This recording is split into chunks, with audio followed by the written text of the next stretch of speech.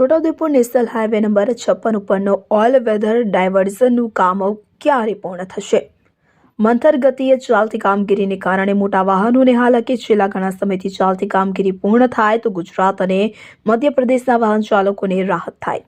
વિગતે વાત કરીએ તો છોટાઉદેપુર નેશનલ હાઈવે નંબર 56 પર પાવીજેતપુરના ભારજ નદી ઉપરનો વર્ષો જૂનો બ્રિજ તૂટી પડતા છોટાઉદેપુર જિલ્લા સહિત ગુજરાત રાજ્ય અને મધ્યપ્રદેશનો વાહન વ્યવહાર ખોરવાઈ ગયો છે. મોટા વાહનોને ડીઝલનો ધુમાડો કરી 20 થી 40 કિલોમીટરનો ફેરો કરવો પડે છે.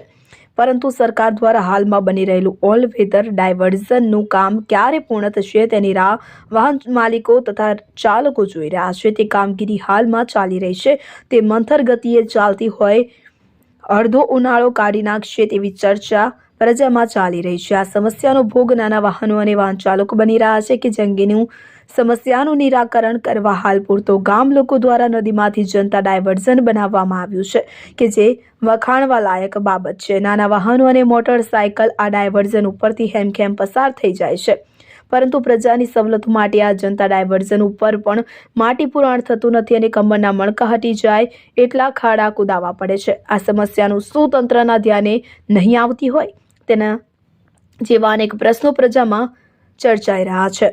તો છોટાઉદેપુર જિલ્લાનું વડું મથક હોય નગરમાં પ્રવેશવા માટે વડોદરા તથા અન્ય મોટા શહેરોમાંથી વેપારીઓને જરૂરી માલ સામાન ટ્રાન્સપોર્ટ મારફતે આવતો હોય છે કે જે મોટા વાહનો જનતા ડાયવર્ઝન ઉપર જઈ શકતા નથી. 30 થી 40 કિલોમીટરનો ગોળ ફેરો કરવાનો વારો આવે છે ત્યારે આ ટ્રાન્સપોર્ટના ધંધાનું સંચાલન કરતા ટ્રાન્સપોર્ટ માલિકોને ડીઝલ અને સમયનો વ્યય થઈ રહ્યો છે કે જે પોસાતું નથી અને સરકાર દ્વારા બની રહેલો ઓલ વેધર ડાયવર્ઝન ક્યારે તૈયાર થઈને રહેશે તેની રાહ જોઈને બેઠા છે.